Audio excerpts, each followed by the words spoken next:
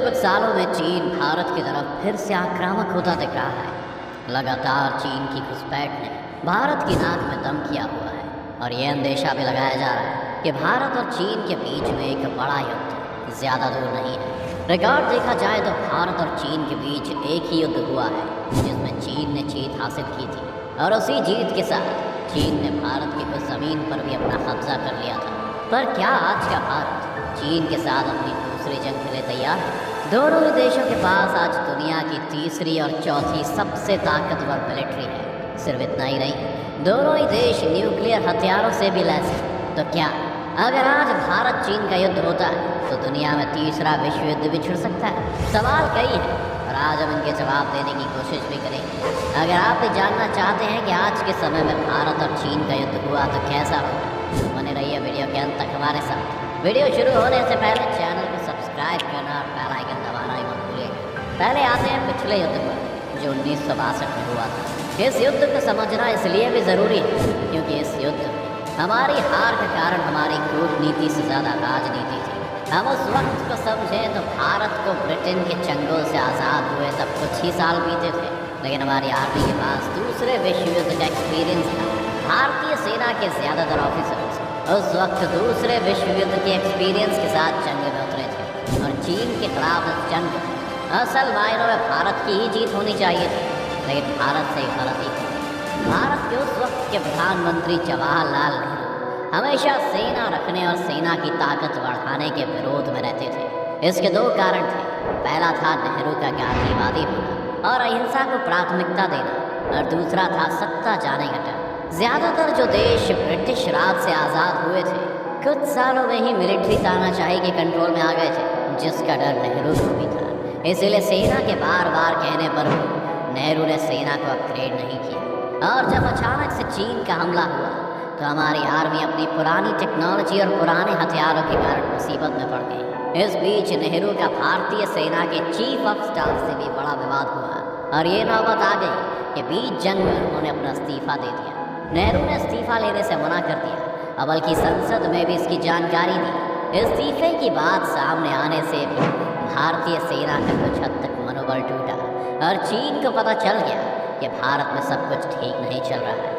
आज का भारत तब के भारत से काफ़ी अलग है। भारत उस जंग के बाद आज तक एक भी जंग नहीं आ रहा है और हमने लगातार साल दर साल अपनी सेना को और ज़्यादा मॉडर्न कर लिया है। आइए सबसे पहले दोनों देशों की मिलिट्री को ही कंपेयर करके देखा जाए। भारत की सेना में इस वक्त 12 लाख से ज़्यादा सिपाही हैं। साथ ही हमारे पास इस वक्त 9.5 लाख सिपाहियों की रिजर्व फोर्स भी है। इसके साथ ही हमारे पास 67,000 एक्टिव नौसैनिक हैं और साथ ही 55,000 रिजर्व में रखे गए हैं। भारत की वायुसेना में भी अभी 1.5 लाख लोग काम कर रहे हैं और इतने ही रिजर्व में रखे गए हैं। साथ ही भारत की सेना दुनिया की सबसे ज़्यादा डिसिप्लिन फोर्सेस में से एक है और लगातार ग्रेट ब्रिटेन, अमेरिका, फ्रांस, रूस और जापान की सेनाओं के साथ जॉइंट एक्सरसाइजेस करती रहती है। साथ ही भारत अपने सिपाही कई UN पीस कीपिंग मिशंस में भी भेजता रहता है। वहीं चीन के पास इस वक्त जवाब में 20 लाख से ज़्यादा सिपाही हैं और 5 लाख सिपाही अलग से रिजर्व में रखे गए हैं। चीन की सेना में नौसेना और वायुसेना के अलावा 2 अलग ब्रांचेस भी हैं, जैसे कि रॉकेट फोर्स और स्ट्रैटेजिक असॉल्ट फोर्स। जहां रॉकेट फोर्स के नाम से ही उनका काम स्पष्ट हो जाता है। स्ट्रैटेजिक असॉल्ट फोर्स को अभी 2015 में इस्टेब्लिश किया गया है, जिसका काम साइबर हमले करना और आने वाले वक्त में स्पेस वॉरफेयर में योगदान देने का है। चीन के पास देखा जाए तो संख्या बल में भारत से ज़्यादा सैनिक है, लेकिन उनके ट्रेनिंग और मिलिट्री वॉरफेयर के तरीके कई सालों से अपडेट नहीं हुए। इसीलिए आपने देखा होगा कि चीन आज भी अमेरिका जैसे देशों को इकोनॉमी के बल पर आंख दिखाता है, अपनी सेना के दम पर नहीं। चीन ने पिछले कुछ सालों में जितनी भी ग्रोथ की है उसमें ज़्यादातर हिस्सा उनकी नेवी का है। चीन इस वक्त मिलिट्री स्पेंडिंग में भारत से कहीं आगे है। जहां भारत का कुल डिफेंस बजट इस वक्त $74 बिलियन के करीब है, वहीं चीन इस वक्त भारत से लगभग 3 गुना ज़्यादा खर्च करते हुए $261 बिलियन के बड़े डिफेंस बजट से लैस है। चीन के पास इस वक्त 3200 टैंक्स हैं, जिसके जवाब में भारत के पास 4200 टैंक्स हैं। लेकिन चीन आर्मर्ड व्हीकल्स के रेस में हमसे कहीं आगे है।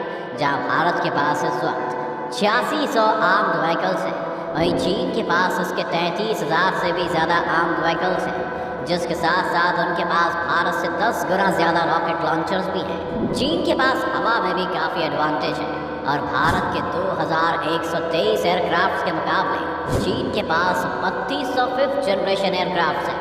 चीन के पास इस वक्त 507 एक्टिव मिलिट्री एयरपोर्ट्स हैं, जबकि भारत के पास केवल 346 है। चीन की नेवी भी हमसे इक्विपमेंट और शिप्स के मामले में काफ़ी बड़ी है, लेकिन भारत को घबराने की ज़रूरत नहीं है। टेक्नोलॉजी और सिपाहियों के मामले में तो भारत पिछड़ता हुआ दिखता ही है, लेकिन भारत के पास इस वक्त अमेरिका और जापान जैसे देशों का साथ है जो चीन के विरोधी है। चीन के 2 मेजर साथी हैं जो भारत के खिलाफ जंग में उनके काम आ सकते हैं, रूस और पाकिस्तान। रूस के साथ भारत ने हाल में फिर से रिश्ते अच्छे कर लिए और यहाँ तक कि रूस के मुश्किल वक्त में भारत ने वहाँ $100 करोड़ निवेश करने की बात भी कही है, जिस वजह से लगभग ये तय है कि अगर भारत से कोई जंग होती है तो रूस या तो भारत का साथ देगा या चुप बैठ जाएगा। इसके साथ ही पाकिस्तान अभी भी भारत की परछाई से पूरी तरह बाहर नहीं आया है और अगर वक्त आने पर अमेरिका ने जंग में दखल दिया तो पाकिस्तान भी खुलकर इस जंग का हिस्सा नहीं बन पाएगा। दूसरी ओर अमेरिका लगातार चीन से चिढ़ा हुआ है और उन्हें चीन से जंग का एक बहाना चाहिए, जिस कारण भारत का अमेरिका के साथ मिलना लगभग तय है। अमेरिका और जापान के अलावा हमने इसराइल से भी अच्छे संबंध बनाए हैं, जो हथियारों की सप्लाई से लेकर किसी साइबर अटैक के वक्त भारत के कई स्तर पर मदद कर सकते हैं। भारत के पास जो एक और एडवांटेज है वो है चीन की इकॉनमी। चीन की इकॉनमी के लिए ज़रूरी है कि वो दुनिया भर तक अपना सामान पहुंचाता रहे, लेकिन चीन के ज़्यादातर शिप्स इंडियन ओशियन के रास्ते से बाकी देशों में पहुंचते हैं। अगर जंग की स्थिति में भारत इन शिप्स को अपने यहाँ से निकलने से रोक दे तो चीन भारत के तट से इतना दूर है कि उसकी नेवी इस बारे में कुछ भी नहीं कर पाएगी और जैसे ही चीन का व्यापार बंद होगा उसे मजबूरन जंग रोकनी पड़ेगी। यानी कि अगर भारत सिर्फ खुद को अच्छे से डिफेंड कर ले और चीन के व्यापार को रोक दे तो चीन खुद ब खुद ही घुटनों पर आ जाएगा। एक आखिरी खतरा जो हमें हो सकता है वह है न्यूक्लियर हथियारों का। इस बात से फर्क नहीं पड़ता कि किस देश के पास कितने हथियार हैं, क्योंकि न्यूक्लियर वॉर का मतलब सिर्फ 2 देशों की तबाही है। लेकिन हमारे लिए अच्छी खबर यह है कि भारत और चीन दोनों की नो फर्स्ट स्ट्राइक पॉलिसी है, यानी जब तक सामने वाला देश न्यूक्लियर हथियारों का इस्तेमाल नहीं करेगा तब तक ये दोनों देश भी नहीं करेंगे। जिस कारण अगर भारत और चीन के बीच में कोई युद्ध होता है तो अनुमान यही है कि वो न्यूक्लियर जंग का रूप नहीं लेगा। चीन जानता है कि वर्तमान समय में वो भारत को जंग में नहीं हरा सकता, इसीलिए वो घुसपैठ और दूसरे देशों में मिलिट्री बेस बनाने के कामों में लगा हुआ है। लेकिन हमारी बहादुर सेना भी उसे मुंह तोड़ जवाब देने में पूरी तरह सक्षम है। आपको क्या लगता है, अगर इन दोनों देशों में जंग होती है तो आखिर कौन जीतेगा? अपने विचार हमें कमेंट में बताएं। साथ ही वीडियो पसंद आने पर वीडियो को लाइक करना और चैनल को सब्सक्राइब करना कभी ना